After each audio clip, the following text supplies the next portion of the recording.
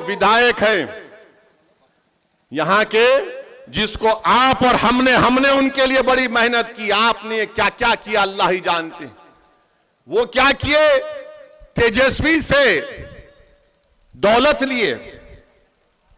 लिए दुबई में होटल खोले, दुबई में होटल खोले।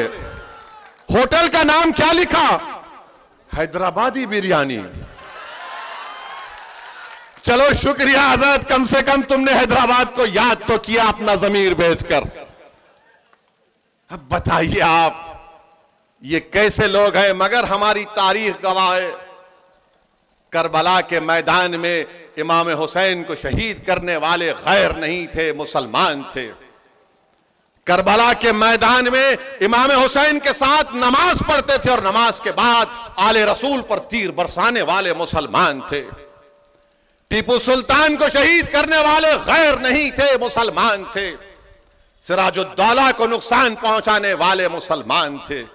तो हर दौर में यजीद, मीर जाफर और मीर सादिक रहेंगे, मगर हमको उनसे सबक हासिल करना है। मेरे भाई, अब की बार हम इन गद्दारों से दोबारा नहीं डसे जाएंगे इंशाअल्लाह ताला। मुझे यकीन है कि आप ये नीतीश कुमार और तेजस्वी यादव ने अपने इख्तिदार के नशे में, गुरूर में और इख्तिदार की दौलत का गलत इस्तेमाल करके उन्हें सीमांचल की आवाज को खत्म करने की कोशिश की। मैं नीतीश कुमार, तेजस्वी यादव को, नरेंद्र मोदी को कहना चाहूंगा कि तुम जमीर फरोशों को खरीद सकते हो, तुम अपने इख्तिदार और दौलत की बुनियाद पर, मगर तुम सीमांचल की आवाज को कभी नहीं दबा पाओगे। सीमांचल की आवाज उठेगी इंशाअल्लाह ताला, सीमांचल की लड़ाई जारी रहेगी।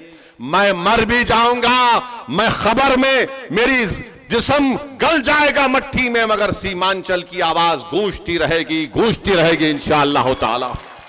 ये हमारा मकसद है। हम कोई राजनीति सिर्फ सत्ता में या इख्तिदार की कुर्सियों पर बैठने के लिए नहीं करते। हम सत्ता या राजनीति इसलिए करते हैं ताकि आपका फायदा हो सके, मजलूमों को इंसाफ मिल सके।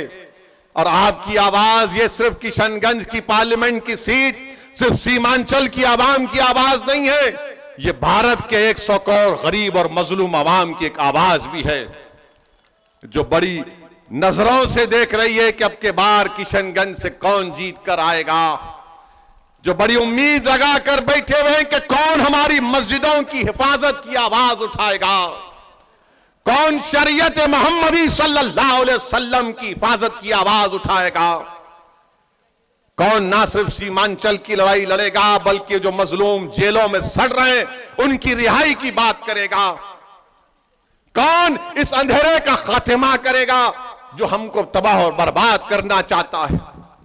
तो मेरे अजीज दोस्तों और बुजुर्गों, मेरी आपसे एक ही गुजारिश है कि लोकसभा के चुनाव में आप अख्तरुल ईमान साहब को अपने वोट देकर यहां पर उनको कामयाब करिए।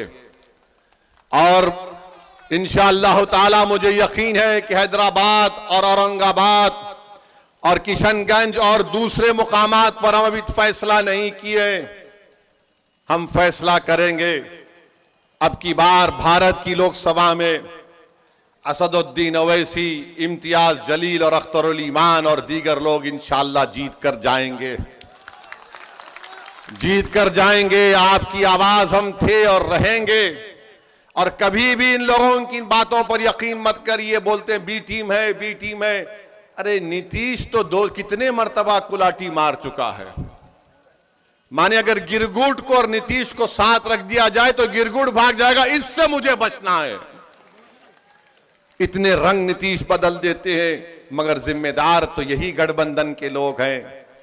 यही लोग बार बार पुकार कर कह रहे थे गठबंधन ऐसा कर देगा। अच्छा, ये जो 4 जले गए, तुमने क्या किया सीमांचल के लिए बताओ? तुमने दुबई में बिरयानी की होटल खोली, क्या तुमने किसी गरीब के घर में चिराग जलाया? तुमने दुबई में जाकर होटल खोल ली, मगर तुमने सीमांचल के नौजवानों के ख्वाब को पूरा करने के लिए क्या किया? तुमने क्या कोचा दामन में अलीगढ़ मुस्लिम यूनिवर्सिटी का कैंपस शुरू किया?